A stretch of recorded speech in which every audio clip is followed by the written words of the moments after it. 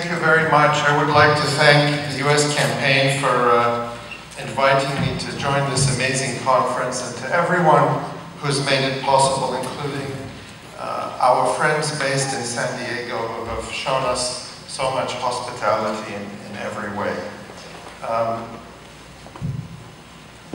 I also want to thank Tarek and his mom Suha for that incredible, moving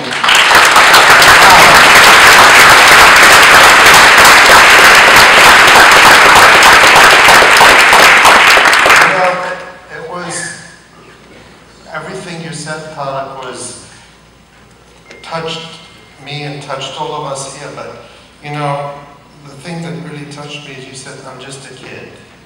And you have had to grow up in ways that no kid should have to grow up in the past few months. And all of our children, they're just kids, and they don't deserve to go through what you went through and what they're going through.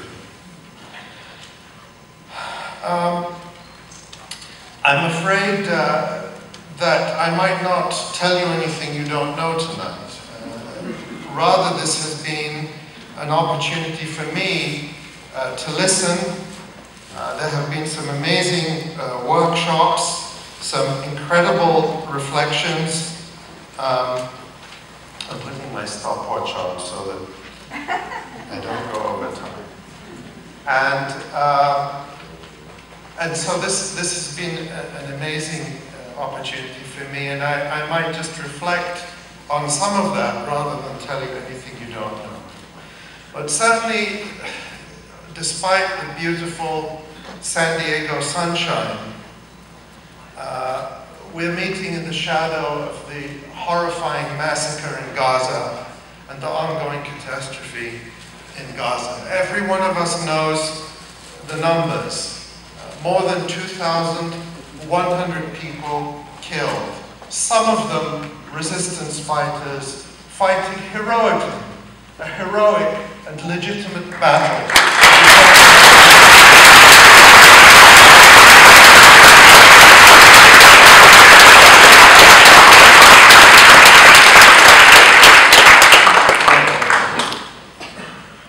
Apparently my phone is creating a buzz, even though I put it in airplane mode. Someone just has to signal to me the time. Okay, thank you.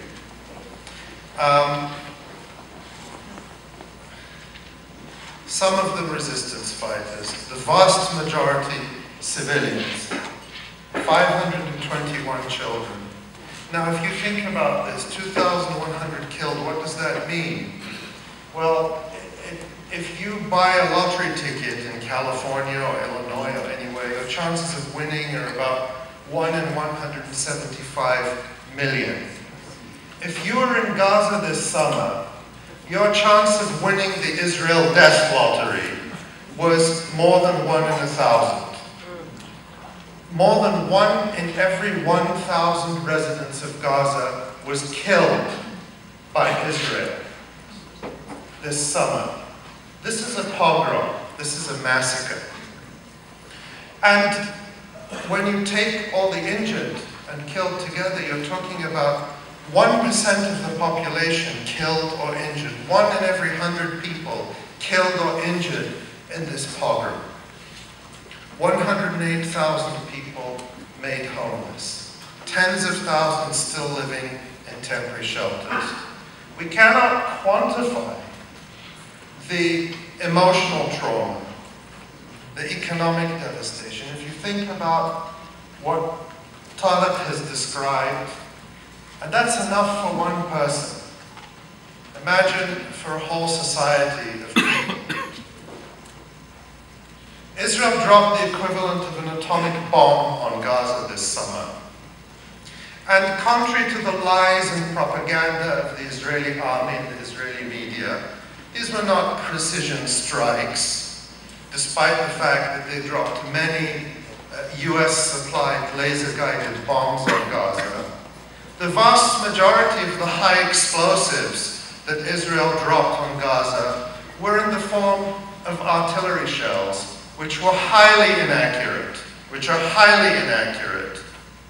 and which were fired in perhaps unprecedented quantities into neighborhoods like Shuja'iyya and Rafah and Beit Hanun and so many other places. This massacre, Israel pulled the trigger, but there were many hands on the trigger, many hands loading the gun. Barack Obama is being first and foremost among them.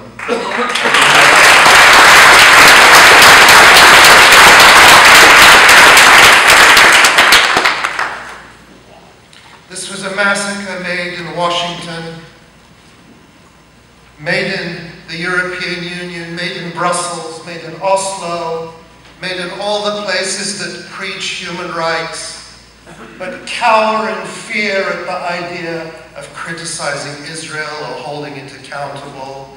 Those who rush to say, let's arm these people, and let's arm those people, and let's have a legal case against those people, and let's have sanctions against those people. But when it comes to Palestinians, why are Palestinians the only people with no right to self-defense, with no right to...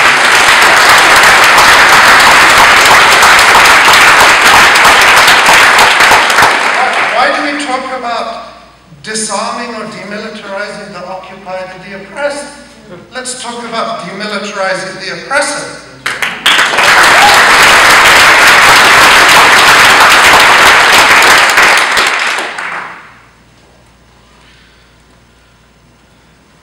This massacre was made in the EU, in Washington. It was made in Cairo by the coup regime, by the Zionist Egyptian military regime of Abdel Fattah al-Sisi.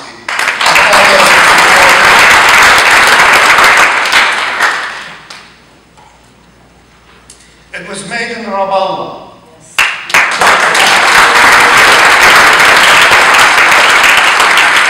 It was made in Ramallah by Mahmoud Abbas and his gang.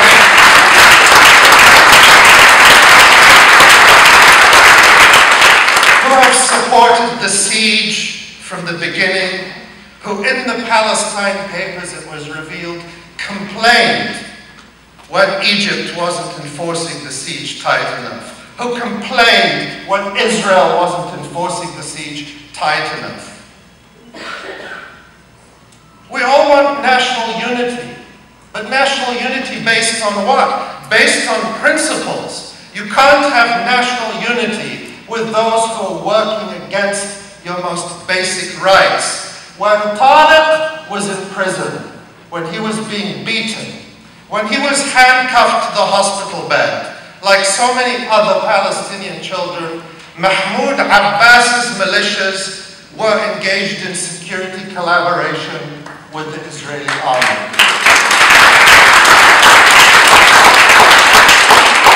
When the 155mm howitzer shells were raining on Shuja'iyya and on Rafah, Mahmoud Abbas's so-called Palestinian security forces were engaged in security collaboration with the Israeli army. Nothing is sacred to Mahmoud Abbas and his gang in Ramallah except security coordination with the Israeli army. He said it himself. التنسيق الأمني مقدس مقدس. So this massacre in Gaza was made in Ramallah. Let's not forget that.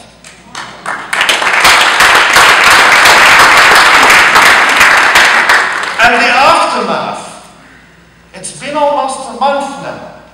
It's been almost a month since the ceasefire. And for 51 days, people fought and they resisted heroically. And the resistance didn't break them. But until now, the resistance has also not broken the siege. The siege is still there. The resistance continues.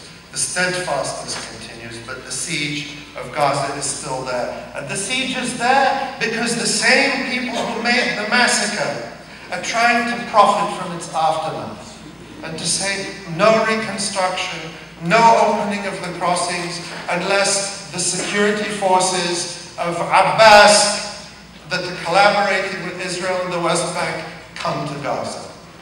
They are bargaining over the bodies, over the rubble, over the broken communities and towns and cities in Gaza. And the massacre is continuing.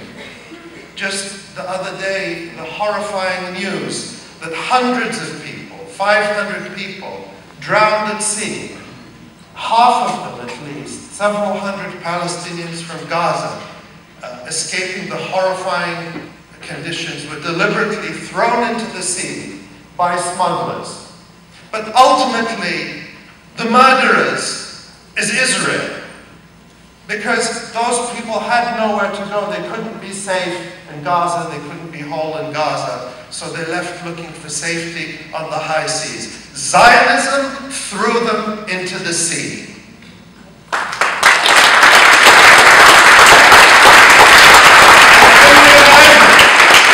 Can you imagine the world's reaction?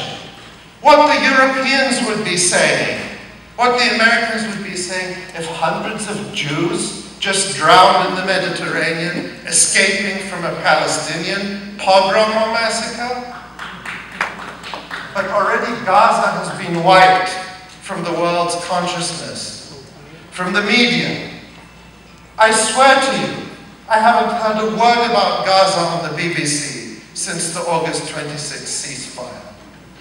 They have time, endless time, the BBC World Service, to tell us what people are tweeting about, but not to tell us how people are coping in Gaza.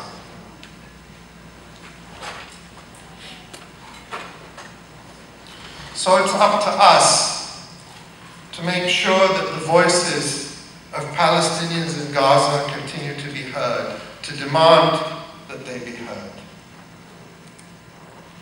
The situation in the West Bank is more horrendous than ever, worse than ever in many ways. And it's only because the situation in Gaza has been so dire that it has somehow overshadowed what's happening in the West Bank.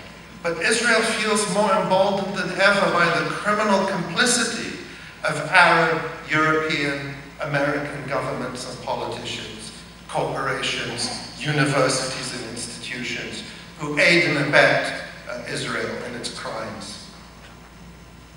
We saw this with the recent land grab that Israel announced, the biggest single land grab since the 1980s in the Gush Etzion block of land theft colonies in the West Bank.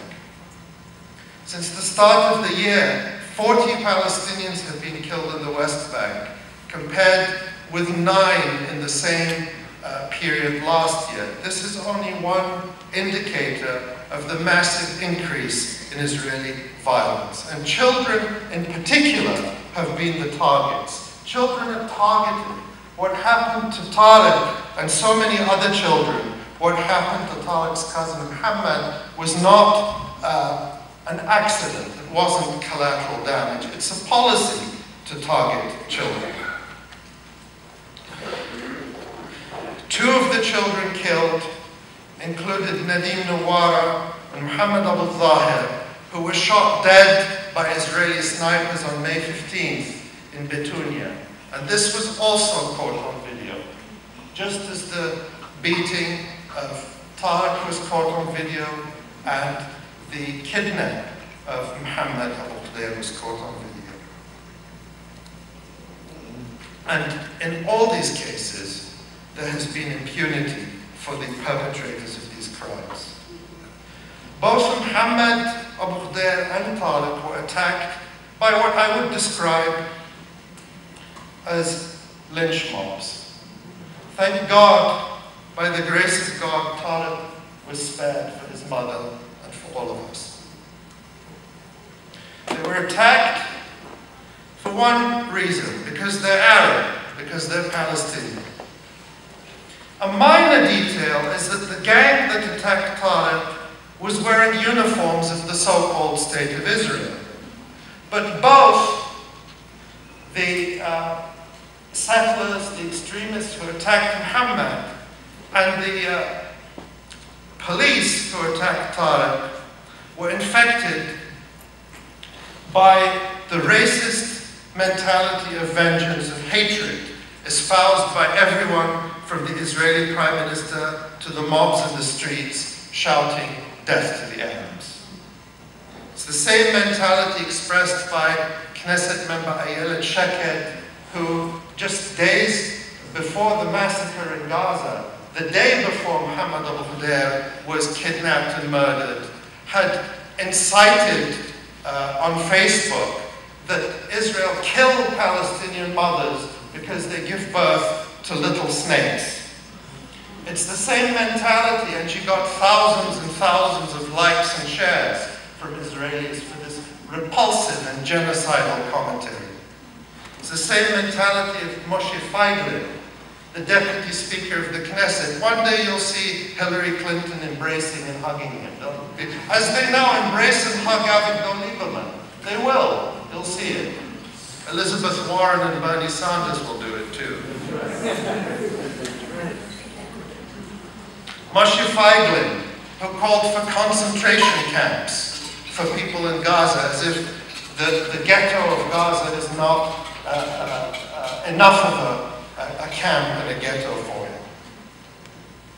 It would be inaccurate to say that there is total impunity in these cases. Of course, Israel doesn't publish the perpetrators. It punishes the victims, as it punished Tariq, as it punishes his cousins who are still in prison, and as it punished Muhammad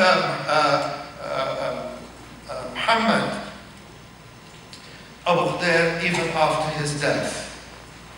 After he died, after he was murdered, burned alive, the Israeli police started to spread lies and rumors about him that Muhammad's killing was a so-called honor killing. And his father said, "They've killed my son twice."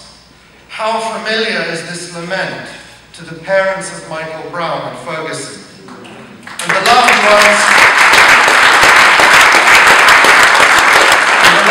of so many other black men and women in this country, including Trayvon Martin and Renisha McBride. They were all murdered in cold blood by white men with guns, and then put on trial after their deaths to find imperfections in their characters that would, in the eyes of racist media and racist officials, justify their murders. For Israel, the lives of Palestinian children are worthless. That should not surprise us. And even the lives of its own children, when you think about how the government lied to the families of the 3 kidnapped Israeli teenagers and told them their sons were still alive to justify the massacre and the rampage of the West Bank when Israeli officials knew they were dead. The lives of Israeli children are no more sacred to the Israeli government than those of Palestinian children. I want to just mention here, today in one of the sessions, the No Way to Treat a Child campaign. This is going to be a major campaign in this country, but it's only going to be a major campaign if everyone in this room gets involved. Who are the folks who are involved in this? Jennifer Lynn and Brad Parker, who are there. See them, get the card, get this campaign in your communities, because we need to bring a particular focus to the 200 Palestinian children who are in Israeli military detention now.